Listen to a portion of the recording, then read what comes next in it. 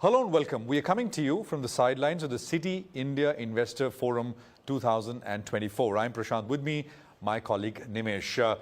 We are sitting down with the top brains on the equity side at Citi India. Joining us now is Surendra Goyal, who is head of research at Citi India.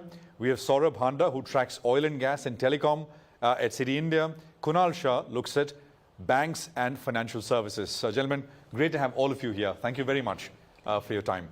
Surendra, if I can start by asking you to kick us off here in terms of what the sentiment, what the mood is like. You know, I was talking with Samiran earlier, and he jokingly was saying that in his meetings with investors, etc., he was saying the question he gets is not what can go right from here, because everything is going right, but what can go wrong. But how would you characterize the mood? Yeah, so first of all, thanks for having us here. So I think the way I would characterize it is that investors are quite positive. But at the same time, people also worry about the fact that the market has outperformed its peers significantly, right? And valuations are at premium levels, so people do worry about the risks. So on the positive side, if I think about it, obviously India's standing in the global world, and that's kind of getting reflected in the benchmark weights, not only in EM, but also on the international side, which is World ex-US. So you are seeing India's weight go up, so obviously more and more people get interested. At the same time, liquidity in the market has eased up meaningfully. Like I remember many years back, clients used to ask us how many stocks in India trade at over $50 million a day, and it used to be a very small number. We did that exercise 2 weeks back, right? And at least in our coverage, we had 35 plus stocks, which are trading more than $50 million a day. So that automatically allows investors to take bigger positions, right? And then obviously there are challenges in other parts of EM, which is also helping the Indian market relatively. So those are obviously all the positives. But at the same time, people are worried. There has been significant outperformance. In pockets, it does feel like a lot of exuberance. So investors are constantly also asking what can go wrong from here? What are the risks, right? And the other question which also comes up is like mass consumption still looks weak. Right, so how long can you have the market doing well without mass consumption starting to show some kind of a pickup? Yeah. So I think I would say there is optimism, but at the same time, people are cautious given the significant outperformance which has already played out. Surendra, more so from the mid and small cap, you know, that came in your conversation as well with the investors. That's one pocket which has relatively outperformed and looks like now there is a fraud in some pocket, not on the overall. How are you positioned in the small and mid cap, and what are you suggesting the clients? Yeah. So I would say a couple of things there. Firstly, if you look at small and mid caps in general as a category, the earnings growth post-COVID has been much stronger. Quite strong. Okay. So to that extent, I don't think the entire outperformance, right, can be termed as speculative in any manner, right? The second thing is if you look at the flow dynamics, last year, bulk of the money came in what we call as mid-eligible funds. Yes.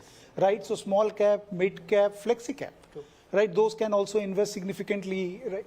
So I think all those things are helping that category. But you are right, we are quite selective, and in fact, we have said that we find risk reward more attractive here in large caps, and to that extent, we are more selective. But again, there are opportunities in small and mid caps also.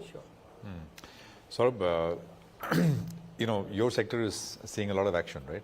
Citi Gas distribution companies, straight off the bat, I mean, that comes to one's mind because that is so recent. Yeah. And you downgraded MGL as well recently. So, yes. Tell us, what is the investment thesis now for that sector? Right. Okay, so what's happened lately amongst the Citi Gas companies is there has been, I think, some sort of regulatory risk that has crept in. So there has been, you know, some commentary by the government that maybe margins by the companies are a bit on the higher side. The focus is perhaps has been more on margins than volumes and setting up infrastructure, which is essentially what the government's focus is. The government has now mapped out the entire country in terms of Citi Gas licenses. They have a target of increasing the usage of gas in India's energy mix from 6% to 15%. So they are sort of in their minds doing whatever is needed in terms of pricing reforms, in terms of infrastructure, etc. And they now also want the industry to start participating in terms of building out that infrastructure. So our downgrade was prompted by some of these concerns that I would say have only recently crept in as far as margins are concerned. But was there a tactical downgrade, or you think structurally things are, I mean, you need to kind of, we spoke, by the way, with the PNGRB member, Yes. and we asked him point blank, he said, will prices be determined by market forces? He said, yes, absolutely, no question about it. But of course, also that, margins perhaps should be in the 12 to 15% range, not the near 20% that some of these companies have been making. So we don't know how both those things will square, but that's what they told us. I mean, exactly. I think there's a bit of uncertainty right now. I mean, we don't really know what they mean by 12% or 15%. So the comments are a bit, I would say, generic at this stage. So is there going to be a bit more regulation that starts creeping in? It remains to be seen. But structurally, we are positive on the gas story in India. We have, done detailed reports on how the overall demand CAGR for gas in India could go up to almost 7% over the next few years. And then it trickles down to some of these companies. So City Gas is not the way to play it? So at this point of time, I mean, GAIL is one of our only buys in the gas space. Okay. We do still have a buy on IGL, which is a city gas company. But there, actually, what has happened is IGL has, gotten derated because of the EV risk in Delhi, and which is why the stock had actually not gone up that much, unlike peers like MGL and Gujarat Gas. So in a way, at this point of time, valuations were where we were not very comfortable. But yeah, City Gas also will be an interesting play. I think once you're more bullish on the OMCs, right? I mean, I saw your note where it says that the LNG prices have gone up, which will be a hit for OMCs, but that would mean that the retail fuel prices may not go up. What's your sense on the OMCs, and do you still believe that there is a lot of valuation catch-up which can happen in the OMC stocks, especially HPCL and BPCL? Yeah. So yeah, I mean, we are still positive on the OMCs. The government has announced a cut in domestic LPG prices, which maybe increases the under-recoveries for them in the near term. But then there's a bit of seasonality in LPG. Typically, international prices come down in the summer. So we're not particularly worried on that front. Petrol and diesel is what typically hogs the limelight. Are investors worried that there could be a fuel price cut just before the elections and all, and that can be a bit of a damper? Yeah, so I think two reasons driving that. One is in general, before elections, there is a concern that maybe prices could get cut. Secondly, after the CGD action, there was a view that could this be extrapolated to the OMCs. We disagree. We think the cases are quite different. In the CGDs, there is a question of getting priority allocation of cheap gas, which the OMCs do not really enjoy. There's a question of exclusivity, which again in the OMCs is not the case. I would say OMCs have by and large been fairly disciplined on pricing. We still remain positive. The stocks have done really well over the last 6 months, but if you see valuations, they're still very comfortable. What I think people tend to forget is that you can have good years and bad years in the OMC space, but over like a 10-year period, stocks like BPCL, HPCL have given you 20% plus ROEs. The stocks are still trading at 1.7, 1.8 times. So we are still quite comfortable on valuations. Yes, there can be a little bit of election uncertainty. I think the last weekend's events probably suggest that maybe even that uncertainty may not actually play out, because crude prices are not at that level where you can cut petrol, diesel prices. But after 2 weeks, I think things should anyway be clear. So we would be buyers.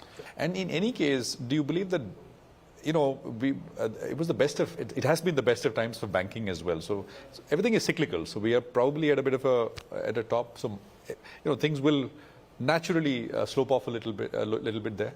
What's your view, Kunal? So particularly with respect to regulators' action, so it started when they increased the risk weights, particularly for, say, lending to NBFCs as well as for unsecured lending.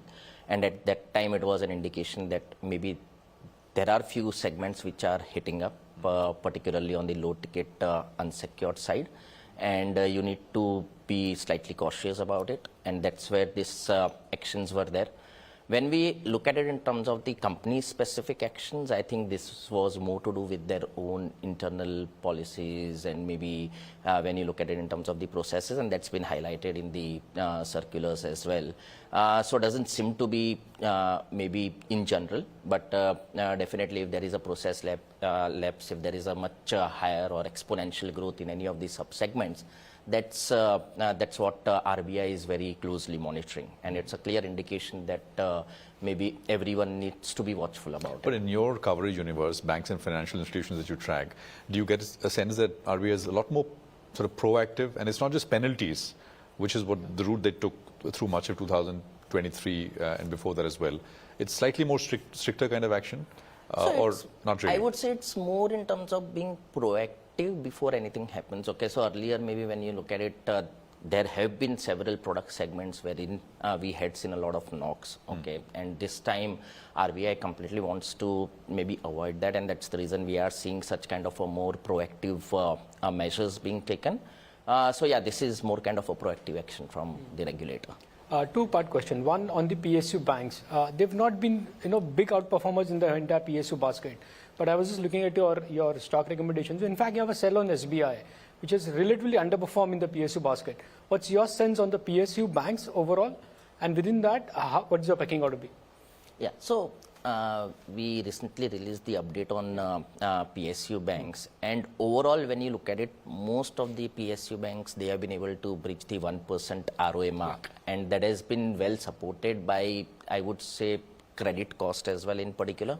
There has been some improvement on the margin side. On growth, even though it's improved from their recent historical average, but it's still below the industry average, both on deposits as well as on the lending side.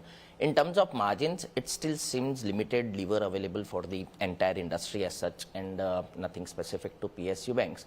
But for some banks, there are still credit cost levers which are there, and it's not for all of them. Like say you mentioned, like we have a sell on SBI, because if you look at it, SBI last 3 quarters, they are already at less than 20 basis points of credit cost. Yes. So that's not the sustainable one. It will have to normalize over a period.